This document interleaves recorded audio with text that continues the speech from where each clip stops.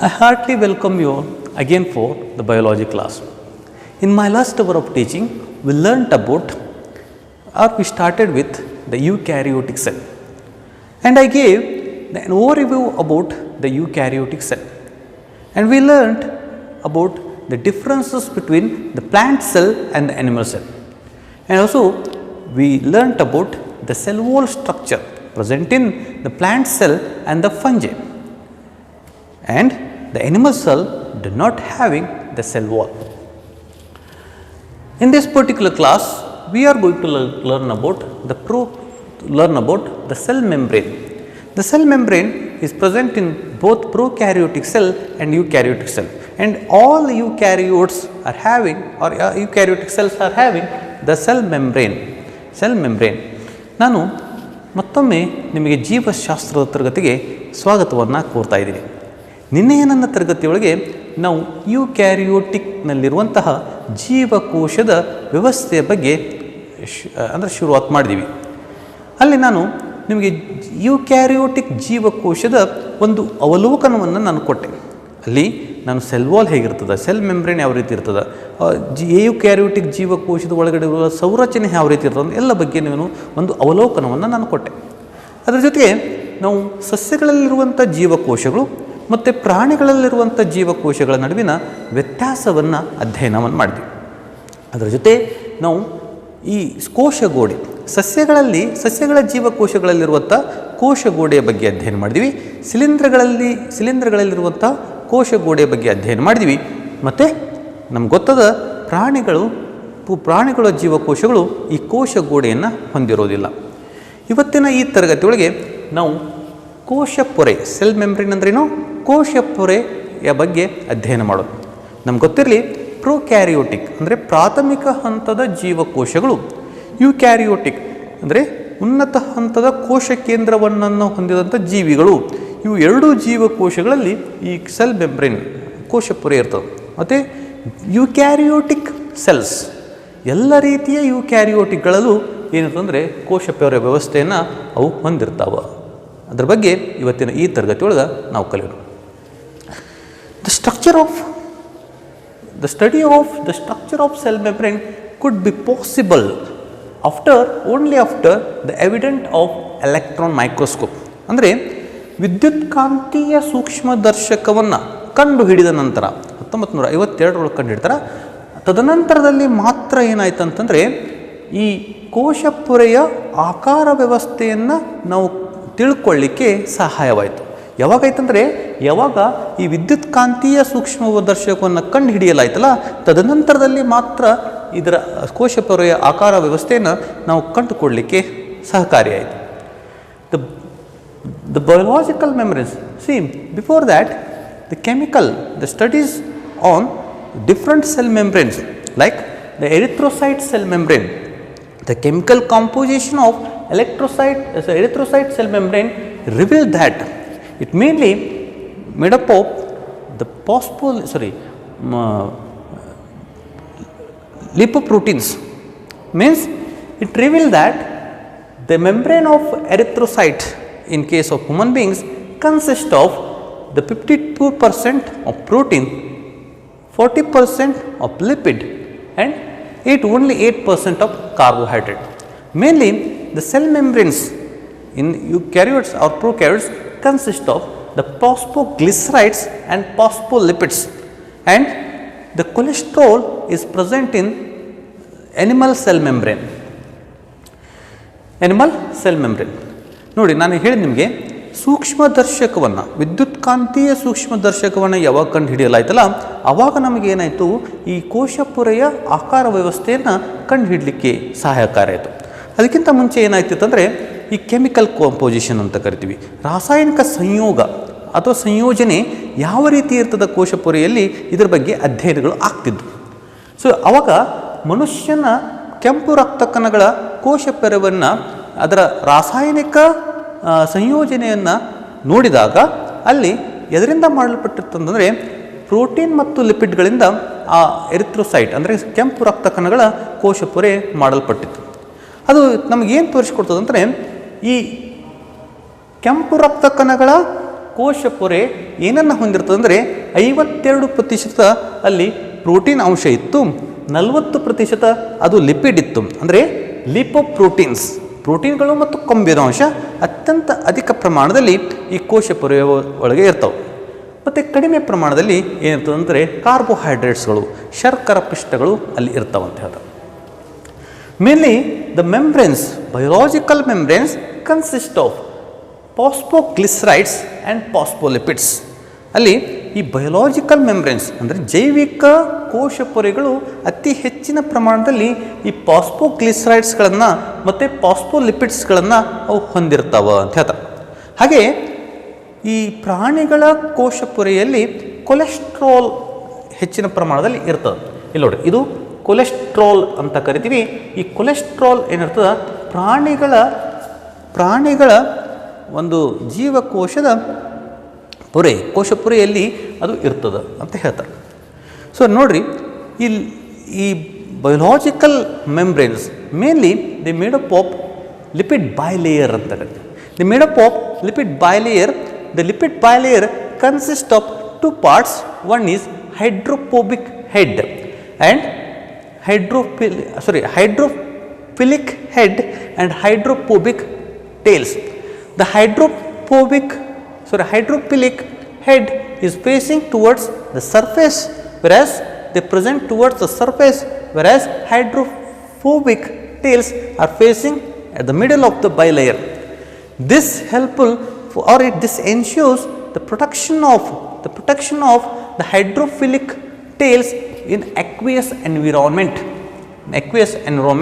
ನಮ್ಗೆ ಗೊತ್ತದ, ಈ ಜೀವಕೋಶದ ಪೊರೆಗಳು ಲಿಪಿಡ್ ಬಾಯ್ಲರ್ ಅಂದರೆ ಕೊಬ್ಬಿನ 2 ಎಳೆಯಲ್ಲಿ ಹೊಂದಿರ್ತದೆ ಅಂತ ಹೇಳ್ತೀವಿ. ಈ ಲಿಪಿಡ್ ಬಾಯ್ಲಿಯರ್ದೊಳಗೆ ಏನಿರ್ತದೆ ಅಂದರೆ 2 ಅಂಶಗಳಿರ್ತವೆ. ಒಂದು ಹೆಡ್ ಅಂತ ಕರಿತೀವಿ, ಹೈಡ್ರೋಫಿಲಿಕ್ ಹೆಡ್ ಅಂತ ಕರಿತೀವಿ. ಹೈಡ್ರೋ ಅಂದರೆ ಜಲ, ಫಿಲಿಕ್ ಅಂದರೆ ಲವಿಂಗ್ ಅಂದರೆ ಜಲಕ್ಕೆ ಪ್ರೀತಿಸುವ, ಜಲಕ್ಕೆ ಅನುಗುಣವಾಗುವಂತಹ ಒಂದು ತಲೆ ಆಕಾರವನ್ನು ಹೊಂದಿರ್ತದೆ. ಮತ್ತು ಹೈಡ್ರೋಫೋಬಿಕ್ ಅಂದರೆ ಜಲೀಯ ವ್ಯವಸ್ಥೆಯನ್ನು, ಜಲೀಯ ವಾತಾವರಣವನ್ನು ಹೇಟ್ ಮಾಡುವಂತಹ ಏನಿರ್ತವ ಟೇಲ್ ವ್ಯವಸ್ಥೆ, ಬಾಲದ ವ್ಯವಸ್ಥೆಯನ್ನು ಹೊಂದಿರ್ತವೆ. ನೋಡ್ರಿ, ಎಲ್ಲಿ ನೀರು ಇರ್ತದಲ್ಲ ಅಲ್ಲಿ ಈ ಹೈಡ್ರೋಫೋಬಿಕ್ ಹೆಡ್ ಇರ್ತದೆ. It is facing towards the surface ಅಂತ ಕರಿತೀವಿ.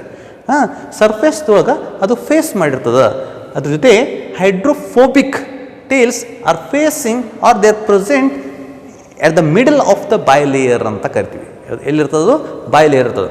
ಮತ್ತು all biological membranes, mainly biological membrane are about 7.5 nanometer in size ಅಂತ ಕರಿತೀವಿ. ಅಂದರೆ 7.5 ನ್ಯಾನೋಮೀಟರ್ ಗಾತ್ರದ ವ್ಯವಸ್ಥೆಯಿಂದ ಅದರ ಅಷ್ಟು ವ್ಯವಸ್ಥೆಯನ್ನು ಅವು ಹೊಂದಿರ್ತಾವ ಅಂತ ಹೇಳ್ತಾರೆ.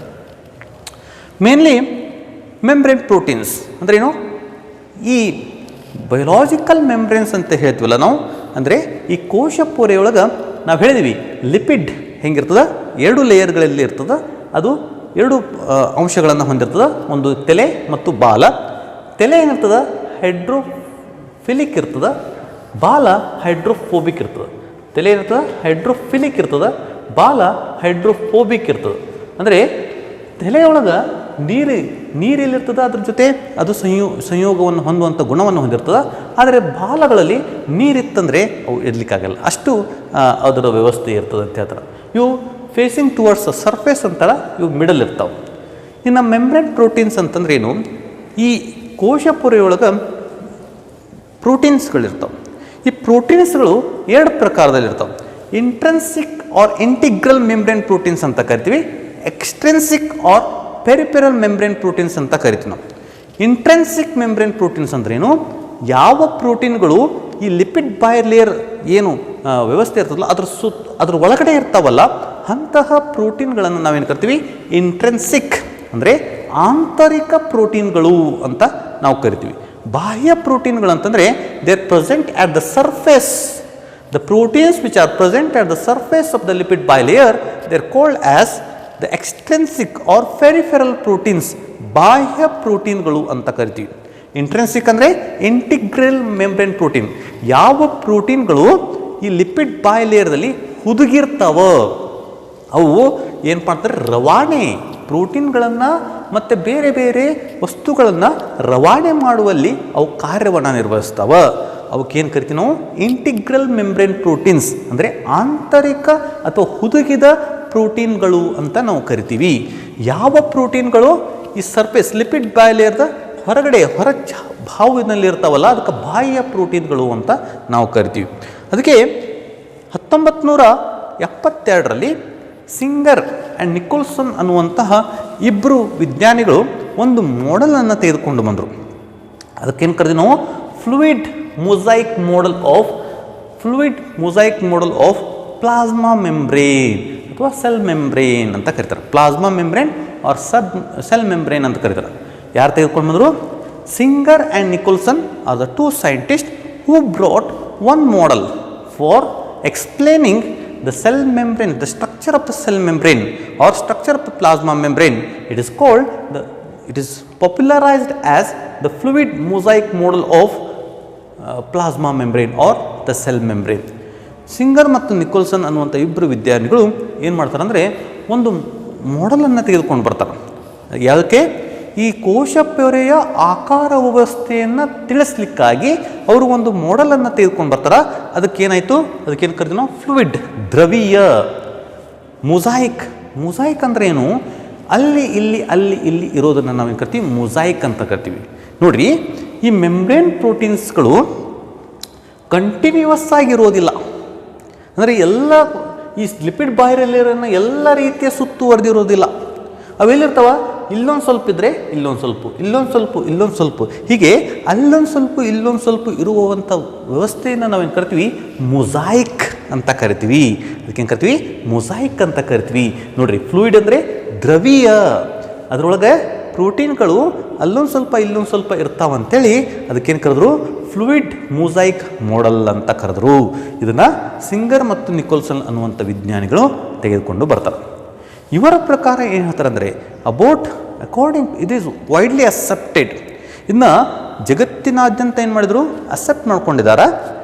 ಇದರ ಪ್ರಕಾರ ಏನು ಹೇಳ್ತಾರೆ ಅಂತಂದರೆ, ದ ಲಿಪಿಡ್ ಬಾಯ್ಲೇಯರ್ ಹೆಂಗಿರ್ತದೆ ಅಂತಂದರೆ, it is quasi fluid nature of the lipid enables the lateral movement of the protein ಅಂತ. ಅಂದ್ರೇನು? Already we know that it consist of the lipid bilayer, but it is quasi fluid nature. The lipid layer is in quasi fluid nature which helpful in the lateral movement of the protein ಅಂತ ನಾವು. ಅಂದರೆ ಏನಂತಾನ? Quasi fluid ಅಂದ್ರೆ ಏನು? ಅರೆ ದ್ರವ. ಅಂದರೆ ಈ ಕೊಬ್ಬಿನಾಂಶ ಏನು ಕೋಶಪೊರೆಯಲ್ಲಿರುವಂತಹ ದ್ವಿಪದರದ ಲಿಪಿಡ್ ಇರ್ತದೆ, ಲಿಪಿಡ್ ಬಾಯ್ಲೇಯರ್ ಅಂತ ಕರಿತೀವಿ. ಅದು ಅರೆದ್ರವ ರೂಪದಲ್ಲಿರ್ತದೆ. ಈ ಅರೆದ್ರವ ರೂಪದಲ್ಲಿರುವಂತಹ ಈ ಕೊಬ್ಬಿನ ಅಂಶ ಏನು ಮಾಡ್ತದೆ ಅಂದರೆ lateral movement of the proteins, ಅಂದರೆ ಪ್ರೋಟೀನ್ಗಳನ್ನು ಒಂದು ಭಾಗದಿಂದ ಮತ್ತೊಂದು ಭಾಗಕ್ಕೆ ರವಾನೆಯನ್ನು ಮಾಡ್ತದೆ ಅಂತ ಹೇಳ್ತಾರೆ. ಅದು ಈ protein movement is depend on the fluidity of the lipid bilayer ಅಂತಾರೆ. ಅಂದ್ರೇನು? The fluidity of the lipid bilayer ಅಂದ್ರೇನು? ಈ ಏನು ಕೊಬ್ಬಿನ ದ್ವಿಪದರ ಇರ್ತದಲ್ಲ, ಲಿಪಿಡ್ ಬಾಯ್ಲೇಯರ್ ಅಂತ ಕರಿತೀವಿ, ಇದರ ದ್ರವತೆ ಮೇಲೆ, ಫ್ಲೂಯಿಡಿಟಿ ಅಂದರೆ ದ್ರವತೆ, ಈ ದ್ರವತೆಗಳ ಮೇಲೆ ಏನಿರ್ತದೆ ಇದು ಪ್ರೋಟೀನ್ಗಳ ರವಾನೆ ಡಿಪೆಂಡ್ ಆಗಿರ್ತದೆ ಅಂಥೇಳಿ ಯಾರು ಹೇಳ್ತಾರೆ? ಸಿಂಗರ್ ಮತ್ತು ನಿಕೋಲ್ಸನ್ ಅನ್ನುವಂತಹ ಇಬ್ಬರು ವಿಜ್ಞಾನಿಗಳು ಹೇಳ್ತಾರೆ. ನೋಡ್ರಿ ಏನು ಹೇಳ್ತಾರೆ ಅವರು? We know that the lipid bilayer the cell membrane consists of the lipid bilayer and it also having the proteins, two types of the proteins, intrinsic proteins and extrinsic proteins. They say that the lipid bilayer is the lipid which is present in the bilayer is quasi fluid in nature and it helpful for the movement, the lateral movement of the proteins, and the movement of the proteins is depend on ಇದರ ಮೇಲೆ the fluidity of the ಬಾಯ್ಲೇಯರ್ ಅಂತ ಹೇಳ್ತಾರೆ. ಅಂದ್ರೇನು? ನಮ್ಗೆ ಗೊತ್ತದ ಈ ಪೊರೆಗಳು ಏನಿರ್ತಾವೆ ಅಂತಂದರೆ ಎರಡು ಕೊಬ್ಬಿನಾಂಶದ ದ್ವಿಪದರವನ್ನು ಹೊಂದಿರ್ತಾವ. ಆದರೆ ಈ ದ್ವಿಪದರದಲ್ಲಿರುವಂಥ ಕೊಬ್ಬಿನಾಂಶಕ್ಕೆ ಏನಿರ್ತದೆ ಅಂದರೆ ಒಂದು ಅರೆದ್ರವ ಏನಿರ್ತದೆ, ನಿಸರ್ಗ ಅದರ ಪ್ರಕೃತಿ ಇರ್ತದೆ. ಅದೇನು ಮಾಡ್ತದೆ ಅಂದರೆ ಪ್ರೋಟೀನ್ಗಳ ರವಾನೆ ಮಾಡೋದಲ್ಲಿ ಒಂದು ಭಾಗದಿಂದ ಮತ್ತೊಂದು ಭಾಗಕ್ಕೆ ಪ್ರೋಟೀನ್ಗಳ ರವಾನೆ ಮಾಡಿದ್ರೆ ಅದು ಸಹಾಯಕಾರಿ ಆಗ್ಯದ. ಮತ್ತು ಈ ಪ್ರೋಟೀನ್ಗಳ ರವಾನೆ ಎದರ ಮೇಲೆ ಡಿಪೆಂಡ್ ಇರ್ತದೆ ಅಂತಂದರೆ ಅದರ ಫ್ಲೂಯಿಡಿಟಿ, ದ್ರವತೆ ಮೇಲೆ ಅದು ನಿರ್ಭರವಾಗಿರ್ತದೆ ಅಂಥೇಳಿ ಅವ್ರು ಹೇಳ್ತಾರೆ. ಹಾಗಾದರೆ ಈ ಲಿಪಿಡ್ ಬೈಲೇಯರ್ದ ಫಂಕ್ಷನ್, ಕಾರ್ಯಗಳೇನು ಅಂತ ನಾವು ಕೇಳಿದಾಗ ನಮ್ಗೆ ಗೊತ್ತದ, lipid bilayer is semi permeable, selectively permeable ಅಂದರೆ ಕೆಲವೊಂದು ವಸ್ತುಗಳಿಗೆ ಮಾತ್ರ ಅದೇನು ಕೊಡ್ತದೆ, ಒಪ್ಪಿಗೆಯನ್ನು ಕೊಡ್ತದೆ, ಎಲ್ಲ ವಸ್ತುಗಳಿಗೂ ಒಪ್ಪಿಗೆಯನ್ನು ಕೊಡೋದಿಲ್ಲ. ಅದಕ್ಕೆ semi permeable, selectively permeable, ಕೆಲವೊಂದುಗಳನ್ನು select ಮಾಡ್ತದೆ. ಯಾವ ವಸ್ತುಗಳನ್ನು ಅದು ರವಾನೆ ಮಾಡಬೇಕಲ್ಲ ಅದನ್ನು ಇದು ಸಿಲೆಕ್ಟ್ ಮಾಡ್ಕೋತದೆ ಅಂತ ಹೇಳ್ತಾರೆ.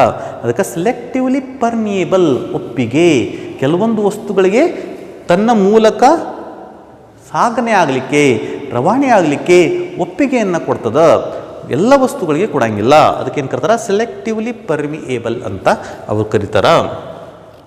ಇದೇನು ಮಾಡ್ತದೆ, ಸೆಲೆಕ್ಟಿವ್ಲಿ ಪರ್ಮಿಯೇಬಲ್ ಇರ್ತದೆ, ಇದು ಕೆಲವೊಂದು ಕಾರ್ಯಗಳನ್ನು ಮಾಡ್ತದೆ. First is the functions of the cell membrane. The first one is the cell growth, the second one is the formation of intracellular junction, the third one is the secretion, the fourth one is endocytosis, the fifth one is cell division, the sixth one is quick repair. ಏನು ಕಾರ್ಯವನ್ನು, ಈ ಕೋಶಪೊರೆಯ ಕಾರ್ಯವ್ಯವಸ್ಥೆ ಹೆಂಗಿರ್ತದೆ ಅಂತಂದರೆ, ಒಂದು ಅದು cell growth ಅಂದರೆ ಜೀವಕೋಶದ ಬೆಳವಣಿಗೆಗೆ ಅದು ಸಹಾಯಕಾರಿಯಾಗಿದೆ. ಜೀವಕೋಶಗಳಲ್ಲಿರುವಂಥ ಕೋಶಪೊರೆ ಜೀವಕೋಶಗಳ ಬೆಳವಣಿಗೆ ಸಹಾಯಕಾರಿಯಾಗಿದೆ. ಎರಡನೇದು ದ ಫಾರ್ಮೇಷನ್ ಆಫ್ ಇಂಟ್ರಾಸೆಲ್ಯುಲರ್ ಜಂಕ್ಷನ್. ನೋಡಿ, ಸಂದು, ಜಂಕ್ಷನ್ ಅಂದರೆ ಕೂಡುವಿಕೆ. ಎಲ್ಲೆಲ್ಲಿ ಇಂಟ್ರಾಸೆಲ್ಯುಲರ್ ಅಂದರೆ ಜೀವಕೋಶದ ಒಳಗಡೆ ಸಂಧಿಸುವಂತಹ ವ್ಯವಸ್ಥೆಗಳನ್ನು ಅದು ಉತ್ಪತ್ತಿ ಮಾಡುವಲ್ಲಿ ಈ ಕೋಶಪೊರೆ ಏನು ಮಾಡ್ತದೆ, ಸಹಾಯಕಾರಿಯಾಗಿದೆ. ಮೂರನೇದು ಸ್ರವಿಸುವಿಕೆ. ಜೀವಕೋಶದ ಪೊರೆ ಎದಕ್ಕೆ ಸಹಾಯ ಮಾಡ್ತದೆ, ಸ್ರವಿಸುವಿಕೆಯಲ್ಲಿ ಸಹಾಯ ಮಾಡ್ತದೆ. ಎಂಡೋಸೈಟೋಸಿಸ್ ಅಂತ ಕರಿತೀವಿ. ಎಂಡೋ ಅಂದರೆ ಒಳಗಡೆ, ಸೈಟೋಸಿಸ್, ಸೈಟೋ ಅಂದರೆ ಸೆಲ್ ಬ್ರೇಕ್ ಡೌನ್, ಒಳಗಡೆ ತೆಗೆದುಕೊಂಡು ಯಾವುದೇ ವಸ್ತುಗಳನ್ನು ಒಳಗಡೆ ತೆಗೆದುಕೊಂಡು ಅವುಗಳ ನಾಶ ಮಾಡುವಂಥ ಒಂದು ಪ್ರಕ್ರಿಯೆಯಲ್ಲಿ ಈ ಕೋಶಪೊರೆ ಏನು ಮಾಡ್ತದೆ, ಸಹಾಯ ಮಾಡ್ತದೆ. ಸೆಲ್ ಡಿವಿಷನ್ ಅಂದರೆ ಕೋಶ ವಿಭಜನೆ. ಈ ಕೋಶಪೊರೆ ಕೋಶ ವಿಭಜನೆಯಲ್ಲಿ ಏನು ಮಾಡ್ತದೆ, ತನ್ನ ಕಾರ್ಯವನ್ನು ನಿರ್ವಹಿಸ್ತದೆ. ಕ್ವಿಕ್ ರಿಪೇರ್ ಅಂದರೆ ತ್ವರಿತ ದುರಸ್ತಿ. ಈ ಜೀವಕೋಶಗಳಿಗೆ ಏನಾದರೂ ಒಂದು ಪೆಟ್ಟಾಯ್ತಂದರೆ, ಏನಾದರೂ ಒಂದು ಹಾನಿ ಆಯ್ತಂದರೆ ಅದರ ತ್ವರಿತ ದುರಸ್ತಿ ಕಾರ್ಯಕ್ರಮದಲ್ಲಿ ಏನು ಮಾಡ್ತದೆ ಅಂದರೆ ಕೋಶಪೊರೆ ಸಹಾಯಕಾರಿಯಾಗಿದೆ. ಇವೆಲ್ಲ ಏನಪ್ಪ ಅಂದರೆ ಕೋಶಪೊರೆಯ ಫಂಕ್ಷನ್ಸ್, ಕಾರ್ಯಗಳು ಅಂತ ಕರಿತೀವಿ. ತದನಂತರದಲ್ಲಿ ನಾವು ಹೇಳಿದ್ದೀವಿ ನಿಮಗೆ, ಈ ಕೋಶಪೊರೆ ಏನಿರ್ತಾವ ಇಂಟಿಗ್ರಲ್ ಮೆಂಬ್ರೇನ್ ಪ್ರೋಟೀನ್ಸ್ ಅಂತಾರೆ. ಅಂದರೆ ಕೆಲವೊಂದು ಏನಿರ್ತಾವ ಪ್ರೋಟೀನ್ಗಳು ಈ ದ್ವಿಪದರ ಕೊಬ್ಬಿನ ಲೇಯರ್ದಲ್ಲಿ ಅಂದರೆ ವ್ಯವಸ್ಥೆಯಲ್ಲಿ ಹುದುಗಿರ್ತವೆ. ಇವು ವಸ್ತುಗಳ ರವಾನೆಯಲ್ಲಿ ಕಾರ್ಯವನ್ನು ನಿರ್ವಹಿಸ್ತವೆ. ಅದಕ್ಕೇನು ಕರಿತೀವಿ, ಟ್ರಾನ್ಸ್ಪೋರ್ಟ್, ಸಾರಿಗೆ ವ್ಯವಸ್ಥೆಯಲ್ಲಿ ಈ ಪ್ರೋಟೀನ್ಗಳು ಏನು ಮಾಡ್ತಾವೆ, ಸಹಾಯಕಾರಿಯಾಗಿವೆ. ಅದಕ್ಕೆ ಅವಕ್ಕೆ ಟನಲ್ ಪ್ರೋಟೀನ್ಸ್, ಬೇರೆ ಬೇರೆ ಪ್ರಕಾರದ ಪ್ರೋಟೀನ್ಸ್ಗಳಿರ್ತವೆ. ಟನಲ್ ಪ್ರೋಟೀನ್ಸ್ ಅಂತ ಕರಿತೀವಿ, ಇಂಟಿಗ್ರಲ್ ಮೆಂಬ್ರೇನ್ ಪ್ರೋಟೀನ್ಸ್ ಅಂತ ಕರಿತೀವಿ. ಅವೆಲ್ಲ ಏನು ಮಾಡ್ತವೆ, ಸಹಾಯಕಾರಿ ಆಗಿರ್ತವೆ. ಅಲ್ಲಿ 3 ಪ್ರಕಾರದ ಟ್ರಾನ್ಸ್ಪೋರ್ಟ್ ಸಿಸ್ಟಮ್ ಬರ್ತವೆ. ಒಂದು ಆ್ಯಕ್ಟಿವ್ ಟ್ರಾನ್ಸ್ಪೋರ್ಟ್ ಅಂತ ಕರಿತೀವಿ, ಎರಡನೇದು ಆಸ್ಮೋಸಿಸ್ ಅಂತ ಕರಿತೀವಿ, ಮೂರನೇದು ಆ್ಯಕ್ಟಿವ್ ಟ್ರಾನ್ಸ್ಪೋರ್ಟ್, ಪ್ಯಾಸಿವ್ ಟ್ರಾನ್ಸ್ಪೋರ್ಟ್ ಅಂತ ಕರಿತೀವಿ. ನೋಡಿರಿ, ಕನ್ನಡದಲ್ಲಿ ನಾವು ಹೇಳಬೇಕಾದ್ರೆ ಪ್ಯಾಸಿವ್ ಟ್ರಾನ್ಸ್ಪೋರ್ಟ್ ಅಂದರೆ ನಿಷ್ಕ್ರಿಯ ಸಾರಿಗೆ ಅಂದರೆ the movement of molecule from higher concentration to the lower concentration along with the cell membrane is called as the passive transport. It is nothing but the simple diffusion. ಅಂದರೆ ನೋಡ್ರಿ, ಈ ವಸ್ತುಗಳು, ಚಿಕ್ಕ ವಸ್ತುಗಳು ಹೆಚ್ಚಿನ ಸಾಂದ್ರತೆಯಿಂದ ಕಡಿಮೆ ಸಾಂದ್ರತೆಗೆ ಸಾರಿಗೆ ಆಗುವಂತಹ ವ್ಯವಸ್ಥೆಯನ್ನು ನಾವೇನು ಕರಿತೀವಿ ಅಂದರೆ ಈ ಮೆಂಬ್ರೇನ್ ಮುಖಾಂತರ ಸಾರಿಗೆ ಆಗುವ ವ್ಯವಸ್ಥೆಯನ್ನು ನಾವೇನು ಕರಿತೀವಿ, ನಿಷ್ಕ್ರಿಯ ಸಾರಿಗೆ ಅಂತ ಕರಿತೀವಿ. ಅದು ಹೆಂಗಾಗ್ತದೆ, ಸಿಂಪಲ್ ಡಿಫ್ಯೂಷನ್. ನಮ್ಗೆ ಗೊತ್ತ್ರಿ, ಡಿಫ್ಯೂಷನ್ ಅಂದರೆ ಪ್ರಸರಣ. ಸಿಂಪಲ್ ಡಿಫ್ಯೂಷನ್ ಅಂದರೆ ಪ್ರಸರಣದ ಮುಖಾಂತರ ಏನಾಗ್ತದೆ, ವಸ್ತುಗಳು ಹೈಯರ್ ಕಾನ್ಸಂಟ್ರೇಷನ್, ಹೆಚ್ಚಿನ ಸಾಂದ್ರತೆಯಿಂದ ಕಡಿಮೆ ಸಾಂದ್ರತೆ ಕಡೆಗೆ ಹೋಗ್ತಾವ. ಇದರ ಮುಖಾಂತರ, ಈ ಮೆಂಬ್ರೇನ್ ಮುಖಾಂತರ ಇದು ಒಂದು ಸಾರಿಗೆ ವ್ಯವಸ್ಥೆ. ಎರಡನೇದು ಆಸ್ಮೋಸಿಸ್ ಅಂತ ಕರಿತೀವಿ. The movement of the water from the higher concentration to the lower concentration through semi permeable membrane is called osmosis ಅಂತ ಕರಿತೀವಿ. ಏನು ಹೇಳಿದೆ ನಾನು? The movement of the water molecule from higher concentration to the lower concentration through the semi permeable membrane is called as osmosis ಅಂತ ಕರಿತೀವಿ. Osmosis ಕನ್ನಡೊಳಗೆ ಪರಾಸರಣ ಅಂತ ಕರೀತಾರೆ. ಏನು ಕರೀತಾರೆ? ಪರಾಸರಣ ಅಂತ ಕರೀತಾರೆ. ಅಂದರೆ ನೋಡ್ರಿ, ಡಿಫ್ಯೂಷನ್ ಅಂದರೆ ಪ್ರಸರಣ, ಆಸ್ಮೋಸಿಸ್ ಅಂದರೆ ಪರಾಸರಣ ಅಂತ ಕರೀತಾರೆ. ನೀರು ತನ್ನ ಹೆಚ್ಚಿನ ಸಾಂದ್ರತೆಯಿಂದ ಕಡಿಮೆ ಸಾಂದ್ರತೆಗೆ ಕಡೆಗೆ ಎದರ ಮುಖಾಂತರ? ಈ selectively permeable semi permeable membrane ಮುಖಾಂತರ, ಈ ಪೊರೆಯ ಮುಖಾಂತರ ಹಾದು ಹೋಗುವಂತಹ ಒಂದು ಸಾರಿಗೆಯನ್ನು ನಾವೇನು ಕರಿತೀವಿ? ಪರಾಸರಣ ಅಥವಾ ಆಸ್ಮೋಸಿಸ್ ಅಂತ ಕರಿತೀವಿ. ನೋಡ್ರಿ, ಅಥವಾ ಎಲ್ಲ ವಸ್ತುಗಳು ಏನು ಮಾಡ್ತಾವೆ ಅಂದರೆ ಹೆಚ್ಚಿನ ಸಾಂದ್ರತೆಯಿಂದ ಕಡಿಮೆ ಸಾಂದ್ರತೆ ಕಡೆಗೆ ಹೋಗ್ತಾವ. ನೀವೊಂದು ಸ್ವಲ್ಪ ನೀರು ಹಾಕಿ ನೋಡ್ರಿ, ಎಲ್ಲಿ ಎತ್ತರ ಇರುತ್ತೆ ಅಲ್ಲಿಂದ ಕಡಿಮೆ ಎಲ್ಲಿರ್ತದೆ ಆ ಕಡೆ ಮೂಮೆಂಟ್ ಮಾಡ್ತದೆ, ಅಂದರೆ ಅದ್ರ ಕಡೆ ಹೋಗ್ತದೆ. ಹಾಗೆ ಹೆಚ್ಚಿನ ಸಾಂದ್ರತೆಯಿಂದ ಕಡಿಮೆ ಸಾಂದ್ರತೆಯ ಕಡೆಗೆ ಹೋಗುವ ವಸ್ತುಗಳ ಸಾರಿಗೆ ವ್ಯವಸ್ಥೆಯನ್ನು ಕರಿತೀವಿ ನಿಷ್ಕ್ರಿಯ ಸಾರಿಗೆ ಅಂತ ಕರಿತೀವಿ. ಅದಕ್ಕೆ ಪ್ಯಾಸಿವ್ ಟ್ರಾನ್ಸ್ಪೋರ್ಟ್ ಅಂತ ಕರಿತೀವಿ. ಅಂದ್ರೇನು? The movement of molecules from higher concentration to the lower concentration, ದ್ರವ್ಯಗಳ ಸಾರಿಗೆ. ಇನ್ನು ಆಸ್ಮೋಸಿಸ್ ಅಂದರೆ ನೀರಿನ ಸಾರಿಗೆ. ನೀರಿನ ಸಾರಿಗೆ ಹೆಂಗದ? ಹೆಚ್ಚಿನ ಸಾಂದ್ರತೆಯಿಂದ ಕಡಿಮೆ ಸಾಂದ್ರತೆ ಕಡೆಗೆ ಹೋಗ್ತದೆ. ಎದ್ರ ಮುಖಾಂತರ? ಸೆಮಿ ಪರ್ಮಿಯೇಬಲ್ ಮೆಂಬ್ರೇನ್ ಮುಖಾಂತರ, ಅಂದರೆ ಸೆಲೆಕ್ಟಿವ್ಲಿ ಪರ್ಮಿಯೇಬಲ್ ಮೆಂಬ್ರೇನ್ ಮುಖಾಂತರ ಅದು ಹೋಗುವಂಥ ಒಂದು ಸಾರಿಗೆಯನ್ನು ನಾವೇನು ಕರಿತೀವಿ? ಪರಾಸರಣ ಅಂತ ಕರಿತೀವಿ. ಹಾಗಾದರೆ ಆಕ್ಟಿವ್ ಟ್ರಾನ್ಸ್ಪೋರ್ಟ್ ಅಂದ್ರೆ ಏನು? It is against the concentration gradient. ನೋಡ್ರಿ, ಈ ಪ್ಯಾಸಿವ್ ಟ್ರಾನ್ಸ್ಪೋರ್ಟ್ ಆಗಬೇಕಾದ್ರೆ ನಮಗೆ ಯಾವುದೇ ರೀತಿಯ ಶಕ್ತಿಯ ಅವಶ್ಯಕತೆ ಇರಲ್ಲ. We never require or it is not require any energy currencies. But in case of active transport it require energy for the movement of the molecule from lower concentration to the higher concentration. It is against the concentration gradient, ಅಂದರೆ ಸಾಂದ್ರತೆಗೆ ವಿರುದ್ಧವಾಗಿ. ನೋಡಿ, ಕಡಿಮೆ ಸಾಂದ್ರತೆಯಿಂದ ಹೆಚ್ಚಿನ ಸಾಂದ್ರತೆ ಕಡೆಗೆ ಹೋಗುವಂಥವು molecules are moving from lower concentration to the higher concentration against the concentration gradient. It require ATP energy. It require energy, ಶಕ್ತಿಯನ್ನು ಉಪಯೋಗ ಮಾಡಿಕೊಂಡು. ATP ಅಂದರೆ ಎನರ್ಜಿ ಕರೆನ್ಸೀಸ್ ಅಂತ ಕರಿತೀವಿ. ಈ ಶಕ್ತಿಯನ್ನು ಉಪಯೋಗ ಮಾಡಿಕೊಂಡು ಈ ಮಾಲಿಕ್ಯೂಲ್ಸ್ಗಳು, ವಸ್ತುಗಳು ಕಡಿಮೆ ಸಾಂದ್ರತೆಯಿಂದ ಹೆಚ್ಚಿನ ಸಾಂದ್ರತೆ ಕಡೆಗೆ ಹೋಗುವಂತಹ ಒಂದು ಸಾರಿಗೆಯನ್ನು ಸಕ್ರಿಯ ಸಾರಿಗೆ ಅಂತ ಕರಿತೀವಿ. ನೋಡ್ರಿ, ನಿಷ್ಕ್ರಿಯ ಸಾರಿಗೆ ವ್ಯವಸ್ಥೆ ಮತ್ತು ಸಕ್ರಿಯ ಸಾರಿಗೆ ವ್ಯವಸ್ಥೆ. ಆಕ್ಟಿವ್ ಟ್ರಾನ್ಸ್ಪೋರ್ಟ್ ಅಂದ್ರೇನು? ಸಕ್ರಿಯ ಸಾರಿಗೆ ವ್ಯವಸ್ಥೆ. ಇದು ನಿಮಗೆ ಡಿಫ್ರೆನ್ಸ್ ಗೊತ್ತಾಯಿತು. ಪ್ಯಾಸಿವ್ ಟ್ರಾನ್ಸ್ಪೋರ್ಟ್ ಅಂದ್ರೇನು?